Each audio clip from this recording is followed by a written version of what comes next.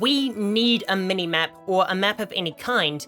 In the first area, it wasn't so bad, as it was a wholly linear experience, with little to no deviation. There was that moment at the start right after fighting the firewolf where I got lost, but other than that it was smooth sailing. Until you reach Chapter 2, which becomes a pseudo-open world, with interconnecting pathways and areas that loop back into each other, and the entire exploration experience falls apart. From then on, each area becomes more labyrinthian than the last, with one of them being a literal labyrinth that dizzies the player as they desperately search for the next shrine. If this game had a Souls mechanic, and I had to navigate back to my corpse to retrieve them, I doubt I would have stuck with this game long enough to justify making this video. It also doesn't help that there are few visual indicators and landmarks to guide you on your journey westwards, as each chapter is segmented by only having one biome: rocky deserts, rocky mountains, rocky caves, and a rocky volcano. The similarities in each zone cause areas to blend together, and it makes me struggle to find the correct direction. Normally this wouldn't be a problem, but here in Wukong, exploration is mandatory, not just so you can keep up with the strength of the enemies. There is literally a moment in the final chapter that straight up won't let you progress if you haven't found enough stamina upgrades. Not to mention all the amazing optional boss battles that you miss out on thanks to the lack of navigational tools. So while this is the biggest quality of life change missing, it's also compounded with the second biggest issue Black Myth has. I cannot believe in the year of our Lord 2024, there is a major release with this many blatant invisible walls hindering our progress and making the exploration even more frustrating. So many times I would go towards something that caught my eye just to be blindsided by a mime using Cloud Step. I suppose this is the biggest symptom of game science being a mobile developer, but for a game with art this gorgeous, you'd think they'd be adept enough to clearly convey what isn't traversable. I will, however, caveat this with the fact that I was extremely grateful I never got hit off a cliff to my demise, or at least I didn't most of the time. Holy hell, that circular prism was bad. But I have never seen a game with such an emphasis on exploration that does it so poorly, and I think the Dark Souls influence is to blame.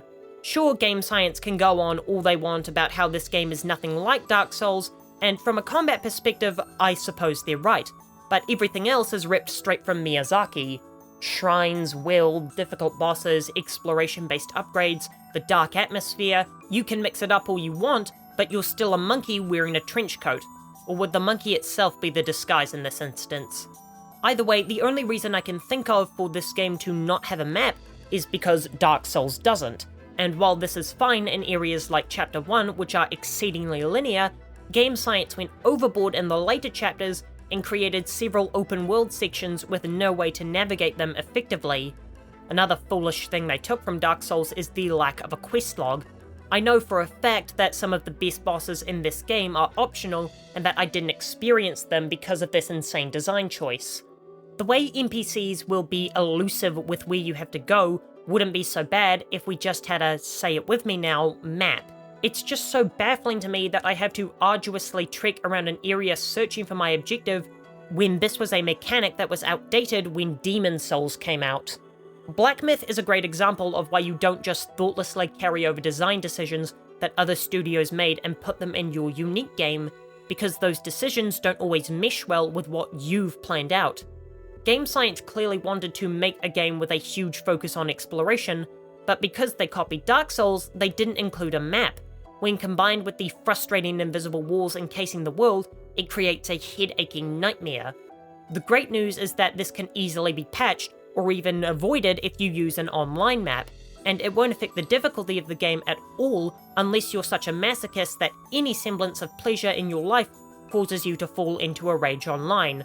I truly don't see the downside with adding a map. That was everything I wanted to say on that topic, but I've still got a little time, so I'll fill it in with another idea that could easily be patched into Black Myth. The story of the game is a sequel to Journey to the West, and as I'm sure with most people watching this video, I'm not familiar with that novel, and it turns out that Dragon Ball isn't a good substitute. So I propose that the animation team make a 10 to 15 minute depiction of the relevant information from Journey to the West, which the player can choose to watch upon booting up the game. If you've gotten far enough, you know that the animated shorts in this game are eye-wateringly spectacular, though to most people they're wasted, as the exclusionary story prevents me from getting the intended experience from these cutscenes. Creating a short animated recap of the book would be an amazing way to bring players on board with the story, as well as spread the tale of one of the most important pieces of fiction in history. I'll be back in 2 days. In the meantime, here's a video about the best boss fights in Black Myth Wukong.